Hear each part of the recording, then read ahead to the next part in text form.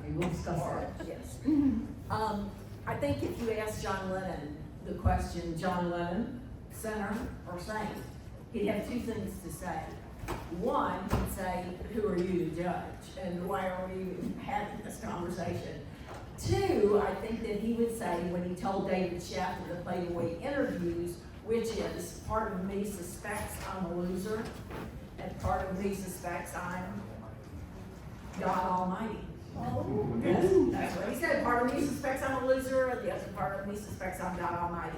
So if you're asking John to answer the question, John Lennon, sinner or saint, you're not going to get an answer from him. But I think it's very clear that the perceptions of John have changed dramatically over the last 60-some odd years. In fact, in 2 years, it's going to be 70 years since he formed the Quarry. That's a long time. And definitely opinions have changed. So my job is to set the stage for what they are going to say. And I'm going to tell you 7 factors that cause people to view an event or a person, a historical figure, differently as time goes by. And the first one is revelation. And this one's really easy because when new information is discovered, suddenly you think of an event or a person in a different light. And I'll give you a John Lennon example. So for years, we thought that Julia, John's mother, gave him away because it was very complicated, but she wanted to live with John Dykens, she wanted to live her own life, she wanted to be her own person, and Fred Lennon wouldn't give her a divorce, and so she just did her own thing.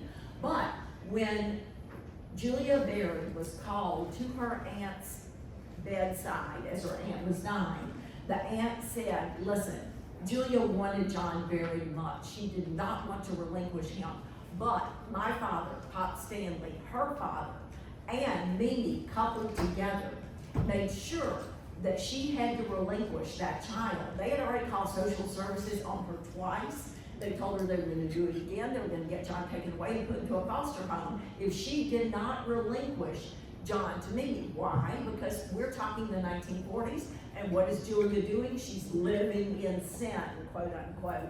She's living with a man she's not married to. And she's going out and playing her banjo, God forbid, in the pub at night. So she's not being an ideal mother, according to Mindy and Pop Stanley.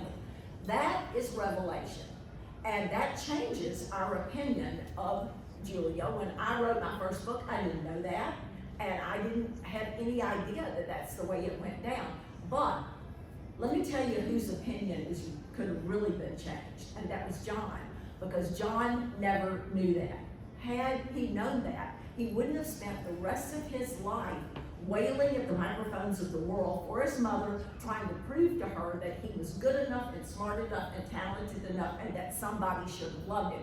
So, if possibly, you would not have Not a Second Time, I'll Cry Instead, You Gotta Hide Your Love Away, I'm a Loser, Nowhere Man. All of those songs could have been different. He might have written other songs, but not those songs. Okay, so the next one, there are 2 of them, and that there are acceptance and rejection. So let's take acceptance. Acceptance is when something that happened, something in the past that was considered wrong or socially unacceptable or evil or whatever you want to call it, is now in the future accepted, okay? And so we tend to judge people by the way they acted in the past, even when that thing wasn't accepted, when it wasn't considered something that you could do. Here's an example. In the 1950s and the early 1960s, it wasn't until the 1970s in Britain that being gay was not illegal. It was illegal. So when John goes on holiday with Brian for 12 days to the Spanish Riviera, and he comes home, everybody starts making fun of him. Now you say, well, he should have been able to handle that. He should have just gone, what's wrong with you? You know, I mean, no, I didn't do anything. It's no big deal. Who cares? But remember, at that time, it was not only considered wrong, it was considered against the law. So the more people do this and the more they make fun of him, the madder and the madder and the madder he gets, because he already feels inferior, and now they're making him feel like he did something really bad and wrong, and he gets madder and madder and madder about it. So what does he end up doing? Beating up Bob Wooler, who teases him about it. We look at it, we go, that John Lennon, he was a violent jerk, because he should have been able to handle someone saying that he went on holiday with someone who's gay. Yeah, you're looking at it from today's standards. Yeah. Put yourself back 60 years and look at it through the eyes of someone who was going through that 60 years ago. Here's the opposite. Rejection is when something that is condoned in the past now becomes abominable. It's now rejected. And a good example of that is John writing the song, Run for Your Life. Okay, so in 1965, when he wrote that, there was a song by the Rolling Stones called Under My Thumb, about this girl who thinks she's the boss, but that squirming dog is going to be under my thumb. It's down to me the way she dresses and the way she acts. Nobody said a word about that. Or Jimi Hendrix, hey Joe, where are you going with that gun in your hand? I was shooting my woman down. I caught her messing around with a dummy. Sure, it's fine for Jimi Hendrix to say that. And hey, how about Elvis, who penned the 2 lines from Run for Your Life? I'd rather see you dead, little girl, than to be with another man. Oh yeah, it was okay for Elvis to say, but oh, not that terrible John Lennon. And if you Google the 10 most misogynistic songs today, you will find out that the historic fallacy of rejection tells us that John Lennon is a total jerk, because he sang Run for Your Life, even though the lines were from Elvis, and even though those other songs were popular, even little Johnny Summers, who penned a song called Johnny Get Angry, Johnny Get Mad, give me the biggest lecture I ever had. I want a brave man, I want a caveman. Yeah, it was okay for those people, but not for John Lennon. Okay, confusion. Confusion is when we all leave here today, and we all report on what happened on the panel, and we all tell it from our own personal point of view. So everybody has a different take on what happened. The night that the Beatles went to meet Elvis, you see it in the anthology. George says, yeah, we didn't jam with Elvis. Well, maybe John did, I rolled. Yeah, well, okay, so George says they didn't jam. Ringo says he doesn't remember. And Paul and John said, yes, we did jam with Elvis. And there is an explanation for that. I don't have time to tell you, but there is a perfectly logical explanation for it. What I'm telling you is everyone in this room is going to see this panel in a different way. And you saw today in a different way. That is when people report on one event different ways. Okay. Repetition of an error. That is when something that's not true gets told over and over and over. And if it's a good story, people love it and they're going to believe it, whether it's true or not. For Pete's sake, I have been saying for 39 years Mimi Smith did not run in a bombing raid on the night that John was born to hold him for the first time, because if you will pick up Merseyside at War by Rodney Whitworth, and I went down to the War Office in Liverpool to research this, there was no bombing raid on the night that John was born.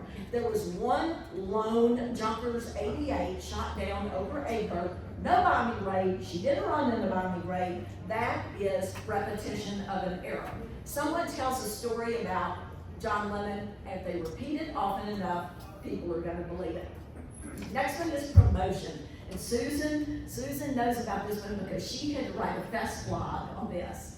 This is when someone tries to put themselves in a story, or they try to make like they did something that they did not do. And if the person that they're stealing that credit from is dead, so much the better. Because you can say whatever you want to, they're not there to stand up for themselves. A good example would be, who wrote In My Life?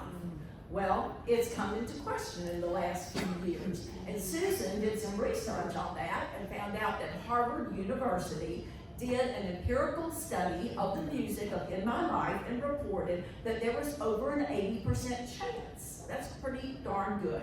That the music and of course the lyrics were indeed written by, yep, you got it, John Lennon.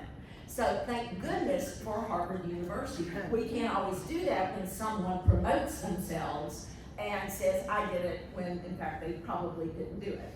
Embellishment is when you have that, you played that game in school where you whisper something and then someone whispers it and it goes around the room, and when it comes back it's nothing like what it was when it started. So when John Lennon finally blew his stack and Bob Wooler teased him about going on that trip with Brian, when he finally did hit Bob Wooler, the hospital report said that Bob Wooler had a bruised collarbone and bruised ribs. But by the time that the story got to Albert Goldman in the 1980s, John Lennon picked up a shovel and hit Bob Wooler with it. That's embellishment. Exoneration, I don't have a good example for it. I'll just tell you what it is. It is when you say, oh no, that person didn't do that. They couldn't possibly do that. Or if you say, no, I don't think they were even there. And you try to remove someone from a story. I don't have a good example for that one. But the last one is condemnation. And that's when you blame someone for something that they didn't do. And a great example is in 1964 at a press conference about midway through the North American tour. The people are mad at the Beatles because they've landed far away from where the fans are, and the press is all over them, and they say, look, I don't know why we're spending our taxpayer money on you four boys. You're young, you're strong, you should be able to protect yourselves. And the Beatles say, we can't stand up under all those fans. And they say, well, yeah, you're young, you should be able to do it. And George Harrison says, well, maybe you can because you're fatter than us. John Lennon goes, because he knows he's going to get blamed for it. Sure enough, the next day, John Lennon is rude to reporters. Last one is, have you ever heard the quote, Ringo isn't the best drummer in the Beatles, in Liverpool, he isn't even the best drummer in the Beatles. Have you heard that? Oh yeah. So who said that? Not John. It's not John Lennon. It was said, Mark Lewison did research this. It was said by a comedian, I can tell you his name, I have it written down. Random comedian. In 1983 after John's death, but everybody says John Lennon said it. So just keep these in mind as you hear how history has changed the perception of this man from day one to day now. So now we've got, Miss Houston is going to talk about 60s. I'm talking about the 60s. Sorry, Sara is going to talk to us about the perception of John in the 1960s. Go ahead, Sara. Okay, so let's think about the perception of the fans of the Beatles in the 1960s and how they see John Lennon, especially the American fans. So our first thought as Americans about John Lennon is, sorry girls, he's married. Yeah. He's the married Beatle. He's the family guy. He's got a son, and that's kind of like first perception. Also, he must be the leader of the group because you see him standing by himself. He's not sharing the microphone with the other two. He's obviously the leader. He's married. That's our first perception of John. And then he writes a book. And now, oh, he's not just the married family guy. He's the smart Beatle, the literature guy. He must be a genius. Like, he's so super smart, the smartest Beatle of them all. So everything he says, we're gonna hang on every word that John says because it's always witty and funny. And, you know, John is so clever. He's a clever guy. We just love him because he was so witty. Like, the perception was like he had to be on at all times. He always had to, like, what's the next funny little thing he's going to say? And then when he was saying things that weren't funny, then, well, he kind of was a jerk. You know, like, well, why'd you say that? Especially started to come up after 1964. But the big perception of John was from A Hard Day's Night and The Beatles Part 2. That leadership, witty, funny, quick-witted guy until 1966, and John makes a statement to Maureen Cleave about the Beatles are bigger than Jesus. And things go really downhill for the perception of John in 1966. It was, I've done some research recently about this, and Art Unger purposely sent magazines to the South because Datebook magazine was going to start being monthly instead of seasonal, like 4 times a year, and he was wanting to get publicity for Datebook magazine. Which I didn't realize that was necessarily the case until I went and looked at these old archives and letters that he was sending out before that 1966 tour. And the shout out issue has all sorts of famous people saying some pretty outlandish things. He wasn't sure which quote was gonna stick, but he knew one of them was gonna really strike a chord. And the American perception of John was that he was arrogant, he thinks he's better than Jesus, that's an insult to our nation's religion, everything we believe. Teenagers, not necessarily were burning their records, but they were stopped listening to the Beatles. The people that weren't diehard, I love the Beatles fans, they were like, if that's the way he feels, then I don't want to be any part of this. I'm just not interested anymore. And yeah, there were the Beatle burnings, but that was kind of an exception to the rule. The general public was like, who does he think he is? What a jerk. Like, that was pretty much just what everyone thought of him. And kind of the other Beatles kind of got roped all into that. Like, they all must believe that. So the perception of John really, really changed after 1966. And he had a hard time kind of digging himself out of that. Because after that point, anything that any of the Beatles said that was negative always got accredited to John. And I know Jude uses a 1964 example, but I see it during that 1966 tour and after. Anything any of the other 3 said that was negative in any way was always given to John. And it was kind of this, well, what do you expect? He's the guy that thinks he's better than Jesus anyway. So that is 1966. And then we move into the Yoko years. And the perception of the fans, from all the fan magazines that I have, is that John has lost his mind. Like, he is totally lost his mind.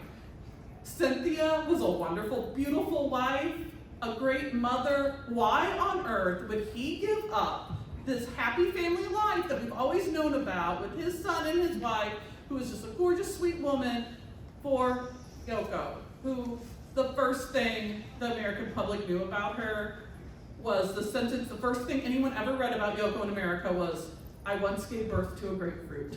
That was the first sentence anyone ever read about her in the United States. So the woman that says she gave birth to a grapefruit is now his girlfriend. He's completely and totally bonkers. His music's good, the Beatles are fine, John Lennon is nuts. Like, that was really the perception. And regardless of what they even thought of Yoko, it was like, why did he leave Cynthia? And a lot of fans blamed Cynthia for the divorce. They said, it was all her fault. If she was a better wife, he wouldn't have strayed. But it was also, down the middle, they were really mad at John. The John Lennon fan club at the time broke up. Like, there was a individual fan club for each Beatle, and the John Lennon one, they were like, we don't know what to do with this whole Yoko thing. We can't, our group is so split that we can't even have a fan club anymore just for John, because we don't even know how to report on it. This whole thing is just so crazy. And then he got into the peace activism thing, which kind of gave him a better light for younger fans. So the people who were 10 in 1964 and now they're growing up, they were really into the peace and the love, and they could accept Yoko and the bed ends.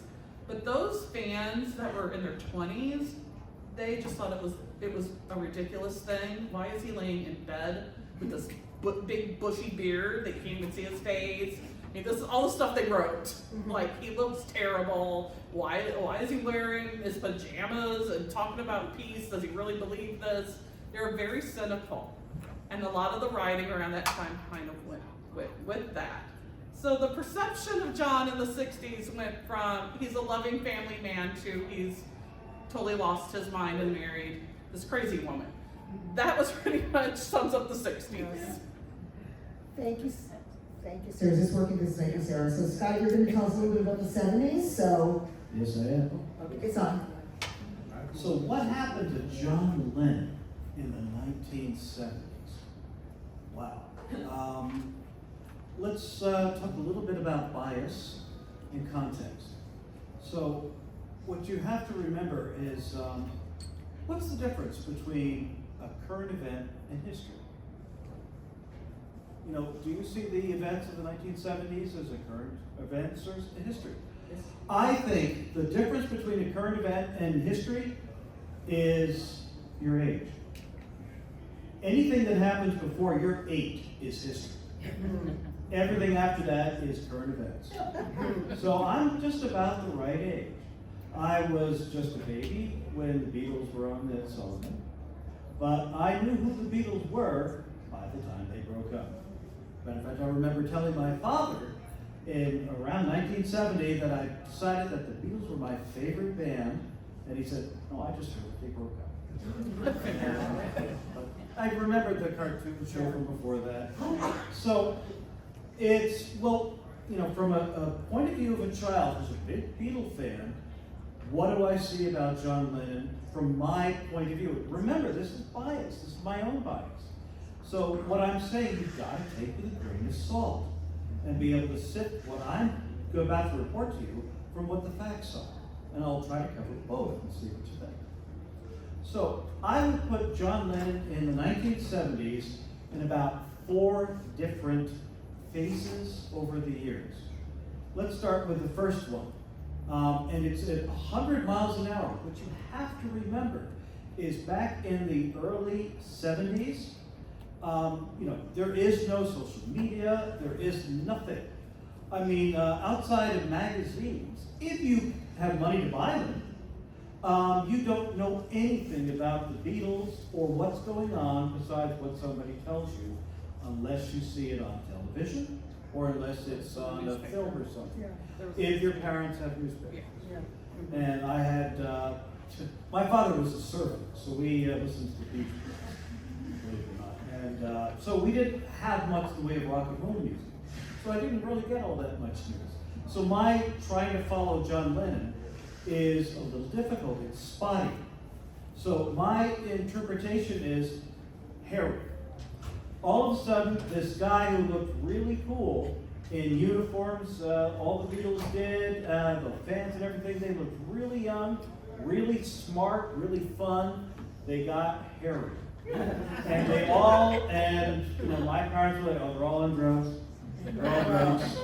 And, well, John sort of looked like it. And he did have a problem back then. So this is what came out as I'm listening to try to find out, gee, because throughout the 1970s, the number one thing, will the Beatles get back together? Remember, in 1970, the Beatles have broken up. They are just another band. They aren't the greatest band ever. They're just another band. They got off the carousel and it kept going. And everybody's like, well, the Beatles were pop music. So by the time you're in the mid-70s, actually the Beatles are rather looked down on. Like, oh, all that stuff, it's kind of embarrassing bubblegum pop to listen to, except you know, maybe some of the later stuff, perhaps. That was the attitude, at least by the time I got into junior high school. But anyway, I was saying the different phases. So for John Lennon, the very first is very angry, very political. You don't hear any songs on the radio from that first album, the Primal Scream album, the Plastic Ono Band. You know, there are, did Mother come out as a single? Probably not. No. But anyway, very political, but as Sara was saying, the peace movement, you had Happy Christmas, the War is Over, that was in 1971 in December. You had the Imagine album out. So these are some of the facts. Albums coming out. There's no bias, you can actually list the albums. So you've got Plastic Ono Band, you've got Imagine, and then Sometime in New York. Sometime in New York is the political phase of John uncontrolled, and there's a lot of bad press about this, and even to kids, that spreads down. Yeah. There's a single with a title that isn't played anymore because of it, and I think Jude was right that New York City should have been the single. Yeah. Yeah, it's a good song. It's a good It's a song. great song. And there was some really bad publicity about that, and it looked it. You had some appearances on television. John Lennon was on Dick Cavett's show over 3 times in 1971 and once in 1972, I think. He was on the Mike Douglas show 6 times. And I saw him on the Mike Douglas show, and my impression was he was pale as anything. And he looked like he was on drugs. And it scared me a little bit. I kept trying to picture what the John Lennon that looked like without glasses looked like then and now, and I couldn't place it. It was sort of like a little creepy to me as a kid. Maybe other people didn't feel that way, but that at least was my impression. Following that, you've got, let's start with the lawsuit, or not the lawsuit, but immigration. The Nixon administration, John's gotten too political, they want to get rid of him. You start to hear about things about John being pushed out of the country, he's un-American, which, as you know, is true, he's not American, he's actually British. And the lawsuit with Morris Levy, actually, for Jay Bergen, that's also in and around the same time. But before that, there's the Lost Weekend. So all of the impression is John is basically there with Yoko throughout the early 1970s. I'm a resident of New Jersey, and I got all the New York channels.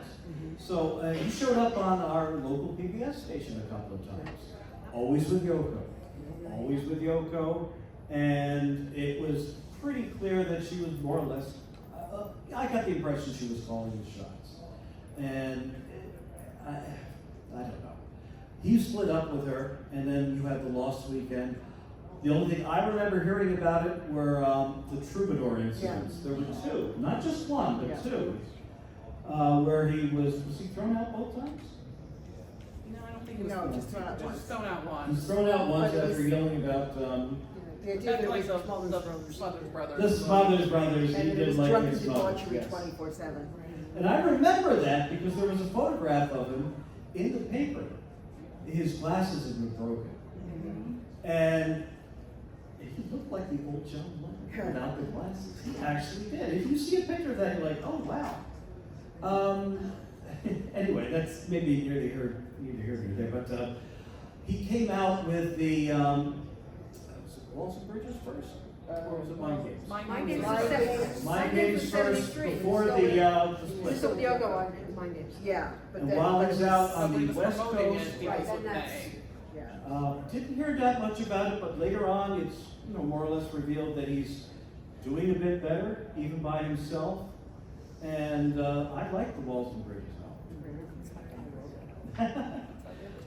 He comes back out to the East Coast, and then you have the rock and roll album, plus the lawsuit with Morris Levy, and he gets back together again with Yoko. At the beginning of the 1970s, he's still in Tittenhurst in England, but he goes to Greenwich Village, I think, in 1971, 72, and in 73 he buys the apartment on the 7th floor of the Dakota. And when he gets back to the East Coast, he gets back again with Yoko, and they move back into the Dakota. And then after the rock and roll album, he plays, didn't he play on one of Ringo's songs, Drowning in the Sea of Love? He wrote that, and I think he played guitar on it.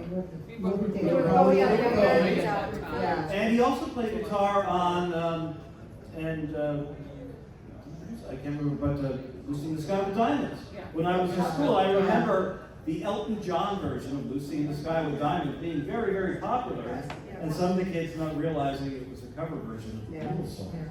That's how popular John Lennon was, and that's, or how popular Elton John was. And that's also how people forgot so quickly about the Beatles.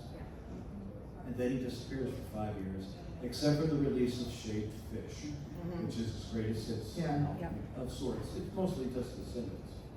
And nothing is heard from him for years.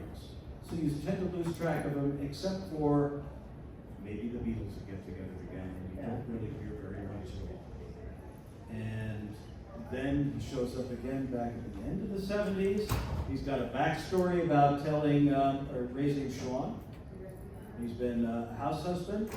Later on, it's more or less shown that this is an agreed on story with Yoko that they're telling. But at the time, in 1980, when these stories are being told, and then the awful thing happens 3 weeks after Double Fantasy comes out, that's the impression you get is like, here's this angry person at the beginning of the decade, very political, very angry, the music is all over the place.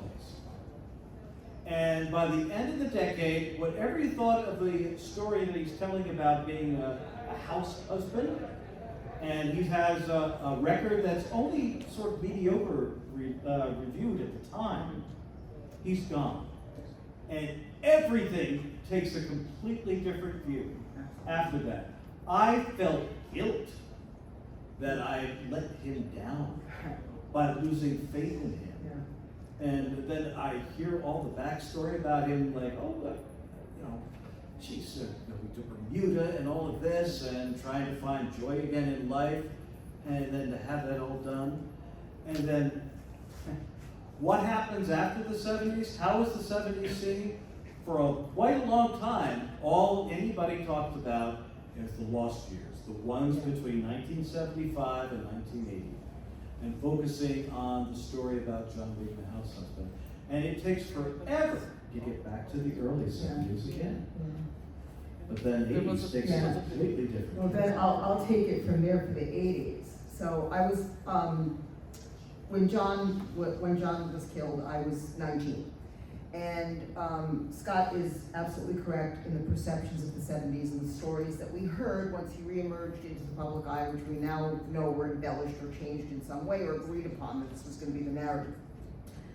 But when he was tragically murdered, this is where the historiography becomes hagiography. He suddenly became the martyred saint. He was the man of peace and love. There was never any other dimension in him. He was peace and love and peace and love. And there was a lot of the same man that was reviled in the 60s for so many things, and every rotten thing that any of the Beatles ever said was blamed on him, or the same man that was so angry when he, in the early 70s, did that interview with John Lennon, that became Lennon Remembers, and that same man that spent 5 years raising his child, and it became this mythic thing where he was finally, living his happy life, and he was, raising his son, and he was living in New York, and he was so happy, and he conquered every demon that had ever plagued him, which isn't true. But the problem is that he was, at that point, frozen in time at 40. So we don't know what he would be like if he was here now. I can't imagine John 50, forget 85. So, and I think most of us would agree, but there was this certain amount of sainthood that was conferred upon him in the 80s, which isn't true either. None of this is the real man, so he wasn't the rotten guy that was saying all the bad stuff in the 60s. He wasn't the angry guy. He wasn't the guy who was, so completely removed from the world that he was raising a child, and neither was he a saint at all. But in the 70s, not the 70s, in the 80s, there was this idea that because he was taken from us so quickly, so badly, it was just one of these unexpected, horrible, horrible things that it reached mythic levels. And what I remember most about the 80s was that it became this phenomenon that I've been known to call the Martin Luther Lennon phenomenon, where he never did any wrong, and he was perfect in every way, and oh, look at this sainted martyr of peace and love, and oh, isn't it awful? And, people didn't stop to reevaluate that there was more than one dimension to the man in the 80s because of the way he left the world. So that has not lasted. We're going to talk about the 90s and beyond after this. And, you know, there's always a reevaluation. Jude gave us all those examples of things. And there's always a reevaluation, but the reevaluations always have their own pitfalls. So that you can't, it's never, ever, ever one-dimensional. Nothing that we've set up here, you know, people have this idea, when you are a celebrity, people think they know you, okay? And what they know is what you show the public. It's parasocial life. Exactly. So it's what they know, what they think they know. The only people who know are the people who are their family and their intimate compatriots, okay? So we think we know. We don't know. But there was definitely, what I remember most about the 80s was it was a definite 180. All of a sudden he was perfect and he did no wrong, and that was not true either. And then it continued into the 90s and there was another adjustment of perception. Jan, you're going to talk about the 90s. Yeah, I agree with Susan exactly, you know, in terms of the raising of John on a pedestal in the 1980s, it got to like a fever pitch. I had friends who weren't even Beatles fans who suddenly became hardcore John fans, and they always had been, and he was this and that and the other thing. And then the 90s happened, and the pendulum swung to the opposite side. All of a sudden, you started getting all these tell-all books by Albert Goldman, by tarot card readers, by Fred Seaman, who had been John and Yoko's assistant, whose aunt was Sean's nanny, and a number of others. And all of a sudden, John could never do anything right. He was mentally ill, drug addict, wife beating, you know, child beating, you know, this, that, and the other thing, and this stuff that was coming out was absolutely horrific. Now, and then everybody turned around and suddenly said, oh, he's horrible, why did we even like him? And then the other thing that happened, and this is I'm not ragging on Paul, but Paul McCartney can be a very insecure person. And I think because in the 80s, all of a sudden, all the focus was on John, and John did everything in the Beatles, and nobody else did anything. Paul suddenly started in interviews saying, well, you know, I did this, I did that, I did the other thing, and again, it was the other side of the coin. And I think Paul was trying too much to push himself, and then people started buying into that. See, John didn't do anything. Paul was the leader. It was just, you know, Paul McCartney and his three lazy friends that he deigned to let play with him. And that was frustrating too. And so there was a lot of really negatives, especially in the early 90s. And then you had Julian, who suddenly was doing press, and he was on Howard Stern, and he did an interview with Howard Stern where he basically dragged his father, and how much his father was not there for him, how horrible his father treated him, how, you know, he and his mother were living in a shack in the woods in Wales, which isn't true, by the way. John was still paying for his private school, and they weren't treated well with divorce, unfortunately, in the 60s. Alimony wasn't a big thing. They at the time, you know, Maureen and Cynthia and Patty all got what we considered good settlements for a divorce, and then if you look at it now, they got basically a pittance. So this is also what Jude was saying about looking back from today's standards into what was going on then. So it was a mess, and everybody that I knew suddenly was like, how could you like John Lennon? I heard Julian on the radio, and he was horrible, and he was a bad father, blah, blah, blah. And I was frustrated with Julian, because I'm a Julian fan too, and I felt like he was airing all the dirty laundry and all this stuff, which I'm sure is true from his perception, but it didn't help matters at all. And I think, you know, just as a, you know, caveat, Julian he's changed his mind, and he went through, I don't know if he had therapy or he just came to accept things, but things went really well. The world is a different place when you're 30 than when you're 60. Exactly. You know. And there were frustrations with his stepmother, which were understandable, but since then Sean has like made a bridge, and now they get along fine. They're actually on good terms. But at the time, that was the other thing. Yoko suddenly became vilified again. Yeah. She had actually gotten some positive in the 80s. A lot of like bands like B-52 suddenly said, oh no, we were inspired by her. Yeah. Other female like new wave people were really into Yoko, and then all of a sudden again she became this demon woman, and she was guiding him, and you know he But there was also in the 80s, I'm not interrupting you. No, sorry. In the 80s there was a lot of sympathy for her because of what happened to John. You know, she was widowed in the most horrible way. So for this was also part of the hagiography. You know, they almost sainted her because, oh my God, this happened in front of her and how awful. And that as soon as people could turn on her in the 90s, they did. Right, and then all of a sudden also people would say things like, oh, it's a shame that he missed, he should have, you know, he who will not be named should have shot her. Yes, that is And- really cruel. And so there were a lot of cool things, but then you get to like 1996 and all of a sudden Anthology comes out. And granted, you know, and the other thing I was gonna say is that the problem with all this negative press was John was not around to refute it, to comment on it, to be able to respond to it all. And Yoko, for whatever reason, chose not to. She did not. Yeah. There were no lawsuits. I think she said she just felt like if there were lawsuits, more stuff was going to come out. Things were going to be worse for everybody, and she didn't want that kind of trouble on her. You know, it was just too much for her to handle. But she was still grieving. She was still going through a lot of stuff. But then Anthology came out, and people suddenly started reassessing the Beatles. And while John wasn't there to contribute, he at least, you know, they used quotes from him, and they kind of showed like everybody's role in the band, and it became a big thing. And people calmed down, I think, to some extent. But when somebody isn't here to refute, it's very easy to talk smack about a dead guy, you know, because he isn't here to say that's not true. Right, and the other thing I was gonna say, there are a lot of fans today who don't know anything, have just picked up on quotes, you know, that John said in interviews, whether it was like, oh, I beat up women, so now he's Yeah. John Lennon, white Peter, you know, John Lennon, this, that, and the other thing, and they're looking at stuff that was going on in the 60s by today's lens, and they were doing it in the 90s too. So, but then, like I said, Anthology came and people at least chilled out a little bit.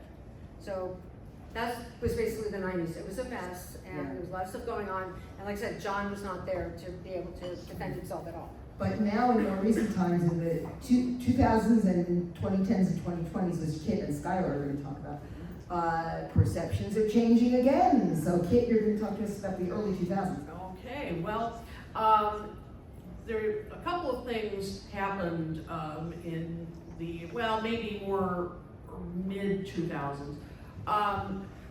You've got the explosion of the internet, which started in the 90s, but you know by 2000 had really come into its own, and so it can be a great thing, you know, but it can be a not so great thing. Because that's when some of these stories that everybody's been talking about and Jude was mentioning really become more amplified. Now, the good thing is, in 2000, the One album came out. Yes. That was a great moment because I know so many of my friends who were not into the Beatles. I mean, I was kind of an oddball in high school that I was really into them and trying to convince my friends. But by the time One came out, that really changed things. And a number of my friends bought that album, shared it with their kids, and so it really helped, I think, to, you know, remind It was the people. number one album of the decade. Decade, exactly, exactly. Yeah. Yeah, so, you know, it really was a reminder of who John was in terms of being a musician. And in 2010, I think there was the signature box that came out, which was yet another way to reassess his impact and you know, hear some, well, it may be new to other fans, maybe not as new to us, through Dutch influence and that kind of thing. But I mean, it was another way to reassess them. But as I said, you also have the beginning of the internet, and boy, can that spread rumors. Oh. Constant. But just an aside, Kit, I mean, I have definitely read, when you talk about the internet, John Lennon is, if not number one, he's in the top 10 of most commonly misquoted people on the internet. Yeah. 100%. And if I hear that, we were just talking about this, if I hear that stupid quote about when I was 5 years old, you all know what I'm talking about. Yes. I think after I barf, I'm gonna go like yell at somebody, but anyway, go on, Kim, sorry, I wasn't interrupting you. Yeah, no, I know, and that's exactly what I was thinking about, because, you know, not that some of these quotes were brand new, but they were being spread at an even higher rate. And then also, and this isn't, you know, a terrible thing and all, but also societal perceptions Yes. were changing. You know, in terms of looking at Run for Your Life, Yeah. something like that. That, you know, if you're not thinking about the time period, and as Jude pointed out, the sources that it drew from, that he certainly wasn't making all of this up, people were starting to apply norms of, you know, 50s, 60s, 70s onto music, you know, some of his music like that. And, you know, without proper context, Yeah. if you're just reading, you know, Wikipedia entries about John and you just get the basics of his life, you're not going to get the full context. And, but again, the internet is great at spreading that kind of thing. And I will say that I think, you know, I've written a column for Beatles Fans magazine, if any of your subscribers, about the history of Beatles sites on the internet. And it's, you know, been fascinating to see them grow, but I think probably the one in the state, I don't know if they jumped on the bandwagon in a way of websites like George Harrison did, where, you know, when he came out with All Things Must Pass, and it was this complete, Yes. you know, incredible, you know, interactive site with Java, and, you know, that kind of thing. You know, I don't think the one in the state did as much, you know, until years later. It was all fan base. Yeah, exactly, and so that didn't help either. You know, it didn't help shape perceptions and clear up, you know, misinterpretations. So we were definitely beyond the Martin Luther Lemon period, Yeah, for sure. but we were definitely beyond that. We were, you know, a little bit also beyond anthology and so forth. Maybe a little more respect for Yoko, Yes. as you talked about. I think once again, you know, as later on Spotify and those kind of it, but particularly YouTube Yeah. posted her music in her. Well, also, she you know, was getting films. played, she was actually getting played in clubs, especially gay clubs. Yeah, Yeah. right. She had like a #1 dance record. Yes. Of Yeah. a dance mix of every man, every woman, remember as that. someone who loves them. Yeah. Yeah, and I have like all the singles that I bought, but you know, there were, for some reason, the gay community suddenly embraced her, and she became this big, like, dance music Yeah. diva, which is So- just wild. Yeah, so I And mean. that was like around 2000, 2005. Something like that, yeah, and I think, you know, her image definitely improved. You Yeah. know, I think more people started to appreciate her and appreciate her influence. But I don't know, you know, maybe it's because the internet was, you know, exploding at such a rate that you can barely keep up, Yeah. that all of these rumors, some old and some, as I said, applying, you know, societal standards from decades ago, started just proliferating on the internet. And, you know, as you know, it's hard to contain something once it's out there on the net. So I would say that there were some good developments, like the one album and the box set, and, you know, but another thing too, I should add, is that, you know, Paul McCartney was doing a lot in the 2000s. Yeah. He was releasing new albums at a much higher rate. I mean, we had, you know, Driving Rain, we had Chaos and Creation, we had Memory Almost Full, albums like that, where he was really, you know, more in the spotlight. I mean, his work and all, and I mean, obviously it couldn't be helped that he ended up, I think, being perceived by particularly those who don't know Beatles history as, oh, he was the leader. Yeah. You know, he was the one who was the creative force.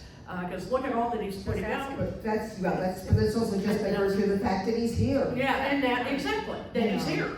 And And he's he out tours touring. and people can go see Yeah. him. Yeah, Right. so, you know, so he is so visible. So I think it's when, unfortunately, you know, John's role in the Beatles starts to be, you know, perceived as, well, maybe not as important as Paul's. Maybe he really was the leader.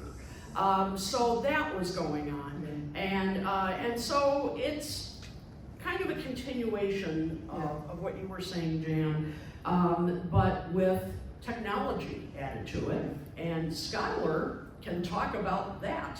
Yeah, you want to talk about how social media has turned things completely upside down. As I'll say, my first memory of when I became a Beatles fan, I remember 15 years old going into school telling my friends, hey guys, I'm starting to really get into the Beatles, you know, I think John Lennon's my favorite, you know, I know a lot of his music. And the first thing that one of my friends says to me is, hey, did you know that he beat his wife? And at first my brain goes, wait, what? Because I was very confused. I didn't, and see me, I was smart at the time, because I went online and I did the research to figure out, you know, what was true and what was not, and you know, come to find out that that's a completely exaggerated rumor. But again, you go on social media today and people still bring up that narrative about John among many others. And of course, one person says it and, you know, immediately it's a bandwagon. And this is across the board in general with any story that comes out online. The second one person says something, it's just one comment after another. And it continues to spiral, and then you never know what ends up being true. And John's case especially, you know, everything that was coming up in the beginning, like rumors from the 60s and the 70s and beyond, you know, everything just keeps coming in.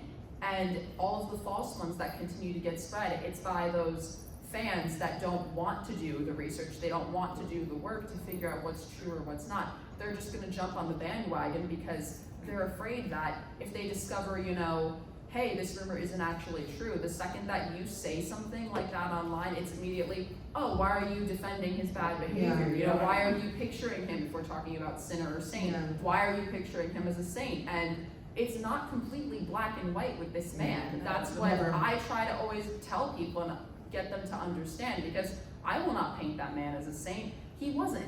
He was the furthest thing from perfect, but does that make him the devil in the flesh? Absolutely not. This man, we talked about Jude talking about in the beginning, how this man is troubled from birth. Everything that has happened in his life, it just keeps getting piled on and on and on. And then you have to get into his mind and figure, okay, then when he's in front of the press, you know, all the press making all these comments about him and all the fans making these assumptions and trying to guess who he is. And it is a lot of parasocialism. And that's completely unhealthy because it's, do you know the man personally? Are you in his inner circle? Are you part of his family? Then you don't know anything. You know what you're reading online, and you can do the research, you know, to figure out, hey, I don't think this is true, or hey, I think, you know, maybe this might be true, but you're never going to truly know who he is. And the internet has just made that, you know, I always say social media does have its benefits, but in this case, it has, you know, the negative consequences, because people are going to look at John and they're going to want to jump. That's why I feel bad for the younger fans that, you know, they're starting to learn about the Beatles and learn about John, because the first thing that they're going to see when they go on the internet is all of these false interpretations of who he is. And I feel like my biggest piece of advice would be to just get in there and do the research and talk to people who are willing to have that conversation and not just immediately make assumptions and paint it as black and white, because that's not what it is about with him at all. Period. Just also, not to interrupt, but I think also the problem with John, if you read interviews with him, John would exaggerate. John would say something, just sometimes throw stuff out there. He was the most, part of my flesh, he was the most sarcastic son of a bitch out there, and I feel like a lot of people don't understand that sense of humor. Whether he was joking or not. To see if it stuck. One of the things that really resonates with me is that 1971 Working Class Hero interview with Rolling Stone. He came across as the most angriest man you've ever met. But later on, I think in the 2000s, the audio of that was released, and you heard his intonation with some of those. I mean, when I read it, it sounded like he was so mad at the world. And when I heard him say it, it was like, oh, he was just kind of not.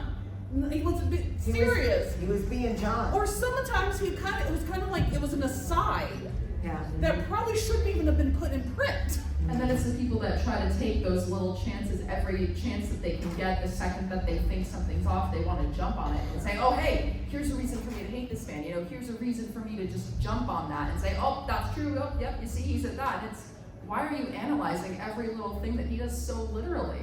But, you know, he's just out here, he's just trying to do his thing. He's just saying, yep, this is who I am, you know, I'm just out here trying to make I can't imagine having all my words from the time I was 20 years old till the time I was 40 years old recorded and analyzed picked to death. Yeah. Like, It's the people that have nothing else better to do with Well, their that's, lives. and the truth is though, that like we've talked about, every single one of us has talked about tonight, is that it's not black and white, and that you cannot place today's societal norms on stuff that happened 40, 50, 60 years ago, okay? John's been dead for almost 45 years, okay?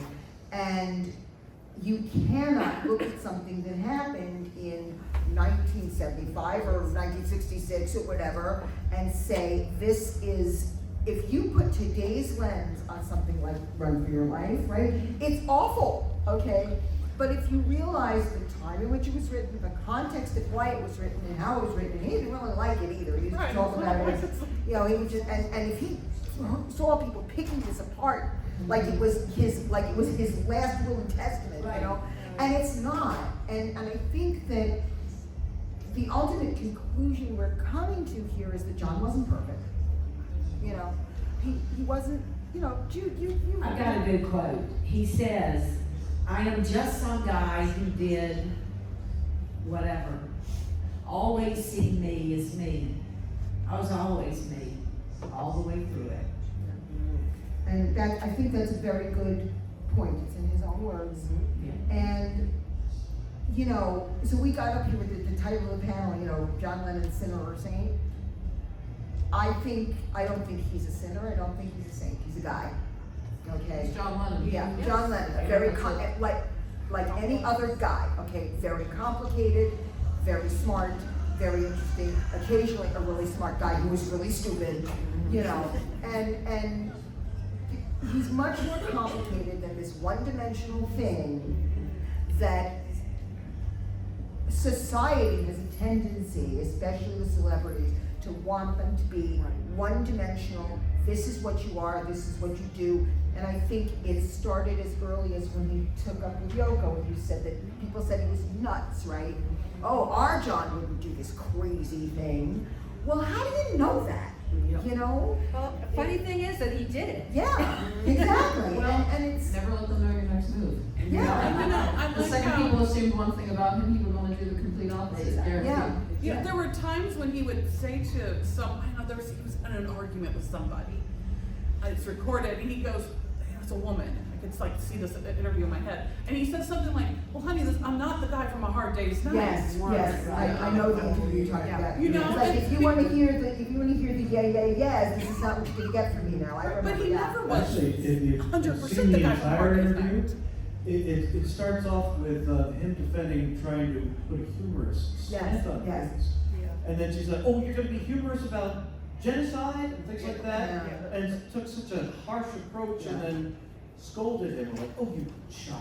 And that's the thing, Child. it's also like, he wasn't permitted to have more than one dimension to his character, and he wasn't permitted to have the brains that any smart person, perceptive person knew he had. Because, you know, he was just a musician, and how dare he have opinions, and how dare he have thoughts, and how dare he be, you know, more complicated than yeah. You know, I'm sorry, but it's just, so neither is the perception of him as a lousy guy true, but neither is the perception of him as the martyred saint of rock and roll correct Yeah, either. I mean, what it comes down to is, just like every one of you in this room, he was a multifaceted, multi-dimensional, complex person with Absolutely. many different sides. Right, he was human, and I was gonna say, what you're saying about the yeahs, I'm a big George fan, and one of the things George said is that George was not Beatle George. You know, Beatle George was a role that he played, that the public perceived him as. Yes. But that's not who he was, especially when the cameras were off and he was at home. And I think the same is true with John. He was not a Beatle John. He was just this guy, you know? And that's why I think some of the more, if you've ever read the entire Maureen Cleave interview, which is the Lennon Companion, which I think is out of print, but I've read the whole, not just the excerpt that was printed in Date Book that was completely out of context. If you ever read the entire article, you get a very different picture of this man. You know, Very good. it's great. Very It's good. great, but you get a really, really different picture than what we think we know were what we thought we were. And he's also trying to impress her a little bit because the #1 book of 1965, or at least in the top 10, was Schoenfeld's The Passover Plot. Right. And he's Yeah. quoting pretty much Yeah. Schoenfeld's Yeah. words about how the disciples were thick and ordinary. Oh, yeah. And that's what really ruins it for people. And he's showing her, look, I've read this bestseller. I'm well versed in it. And there's a little bit of that too. But Absolutely. I've had a couple of bad things happen in the last few weeks, and the other night something minor happened, and I went ballistic. I was screaming and yelling and carrying on like a maniac, and that's not me ordinarily. And you think of this little boy, he thinks his dad has abandoned him, which he hadn't, but that's what Mimi tells him. He doesn't understand why his mother has 2 little girls that she keeps, but she doesn't keep him. So hey, it's not kids that she doesn't like, it's me. And then he finally connects with his mom, and almost immediately she's killed by a drunk driver, and she's gone again. And then Stu takes the place of Julia, and then he dies in the hands. And his uncle died within there too, that he Yeah, loved he was so very much. close to Uncle Uncle George. George. And Yeah. who can deal with that kind of stress and be absolutely peachy keen normal all the time? Right. It's very interesting because I just made me think of something that my husband and I had a discussion with some friends of ours who, you can't say the name John Lennon in front of them because they'll tell you what a rotten human being he was. You cannot dissuade them from this.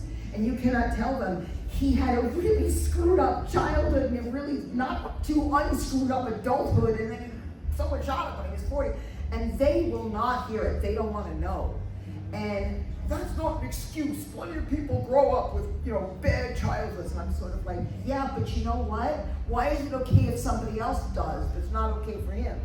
Yeah. And that's the same as if somebody said, you grew up with a rotten childhood and you're messed up. Well, why is it okay for you and not for him? It's just that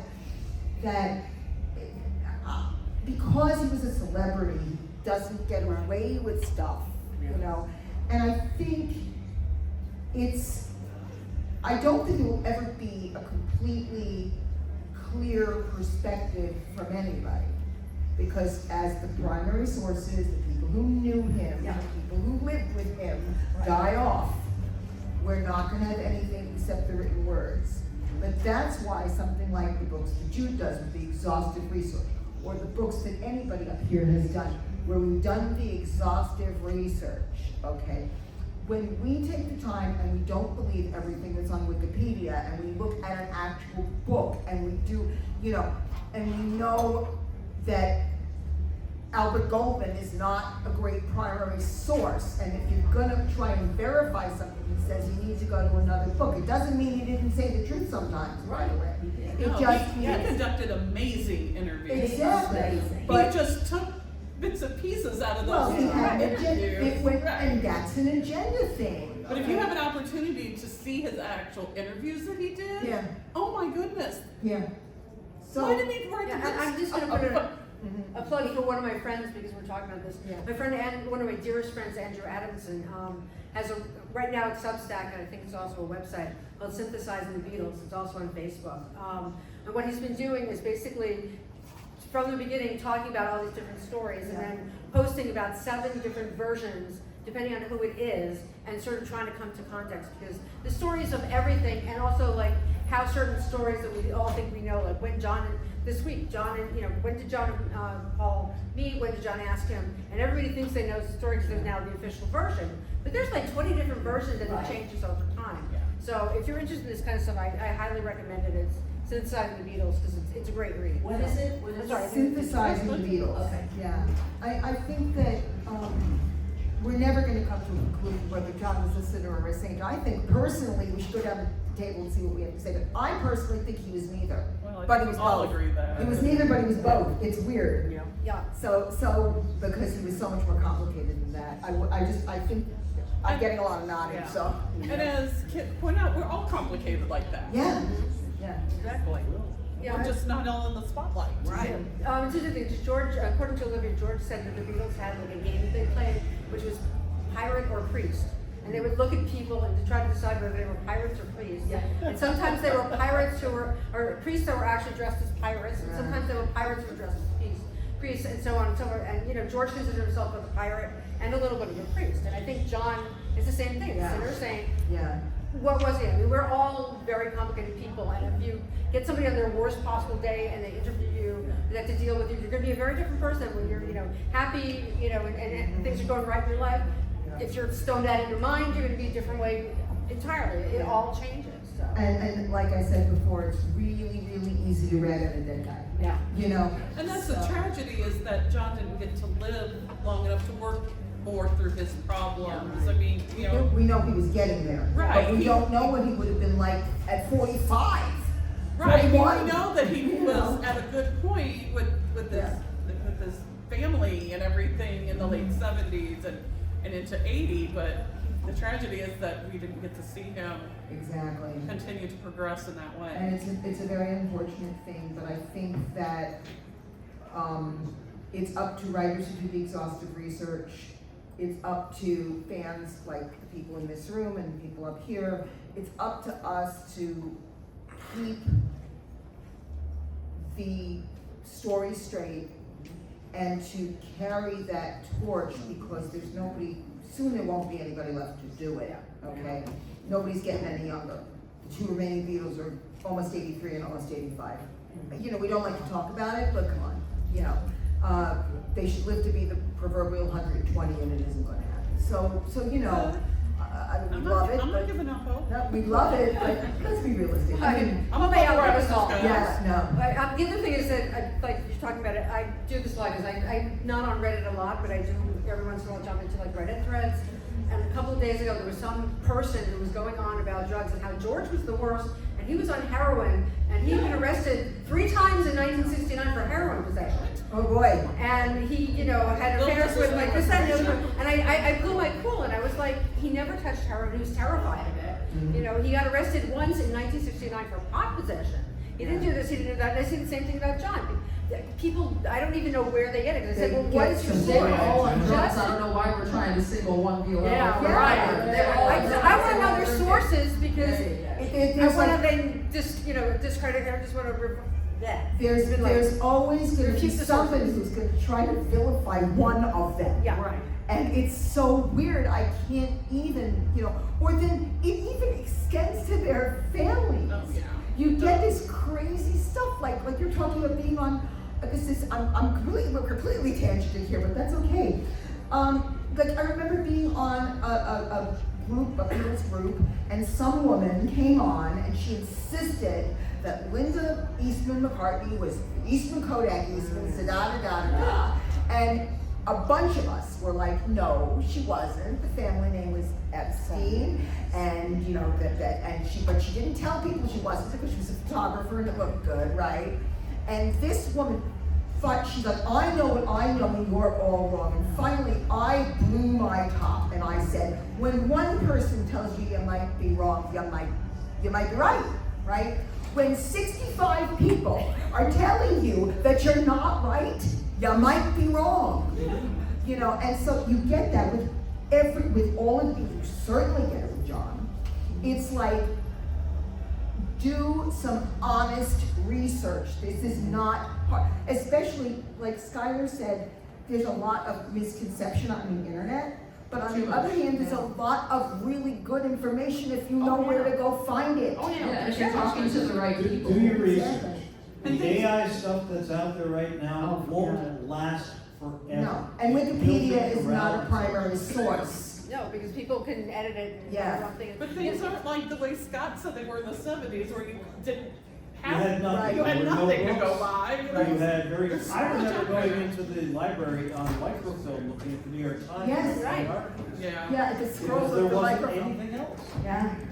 Yeah, and it's like Check weird books, perception, like you said, people have to vilify somebody. I mean, I'm on a couple of like Facebook groups that are also on Instagram, which are like Women of the Beatles and Children of the Beatles. Yes. And then also the official, you know, every official account. Every year on October 9th, I swear to God, this drives me nuts, every year on October 9th, when everybody starts wishing John and Sean happy birthday, there have to be at least 20 people who jump in, and the first thing is, what about Julian? And it's like, what? Because they're so upset that he's always being erased from history, and he doesn't exist. And it's like, his birthday is April 8th. Yeah. And he wasn't born on October 9th. Well, wish him a happy And you birthday. also can't say that Julian and Sean get along, and you can't say that Sean is older than 5. Sean's gonna be 50 in October, folks. I know. Okay, so yeah. Yeah, no, I was gonna say, I would actually love to know, what people out there think about. Yes, yes. John pretty much mend fences with Julian before he passed. He did. It always seemed like he Yes, was we give her credit. Yes. trying to make up for his, But he was also because was, you know, when he was. John was coming to terms with his life and all the stuff that he didn't think he did right. And it's a shame that basically what happened to Julian is also what happened to John. You know, as soon as he reconnected with his parents, the parents was no more. Sean So and Julian got very close. Sean and Julian are very close. Yeah, every time they see each other, there's photos and. The last time I saw photos was, the last time I saw photos was, I think Sean must be living in the apartment in Dakota. Because there were pictures of the kitchen and the Chinese food that they ordered. Japanese, I read all whatever's on it. Oh, all right, it was Japanese food. It was in containers. I don't know. I was only looking at the containers. Yeah, it was like- But anyway, they ordered food and they were sitting in the kitchen in Dakota with the open containers, and they kind of took a selfie and they were laughing, and it was like, this is, but that's the reality. And there were people who won't let that be the reality. Yeah, well, they say, you know, they grew up separately, but they are brothers and they love each other and they're there for each other. And one of the interesting things when Julian went to go see, I guess there was like the short version of Get Back. He said that's when I fell in love with Dad again. And he suddenly like connected with his father in a way he hadn't in a long time. It's just beautiful. I hate to do this. I would love to go on longer, but Vinny, our wonderful sound man, has to wrap up the room. He has to put it to bed for the night. I'm sorry we didn't have time for more conversation and more questions, but I hope you enjoyed the panel. I want to thank Jude for coming up with this idea. Thank you, Jude. Because Jude is the one who came up with this idea for Chicago last year, and she invited all of us to be on it, and we're happy to do it here again in New York. We can continue this conversation forever. Yeah. So, Everybody else. we could. So thank you, everybody. Oh, photo. All right, photo. All right, well, I'll probably have to. I'm sorry, Vinny. I think this is the first time I've been on a panel that was in Chicago that we would be, that's the exact same people. Yeah. The exact same. Yeah. There Okay, here we go.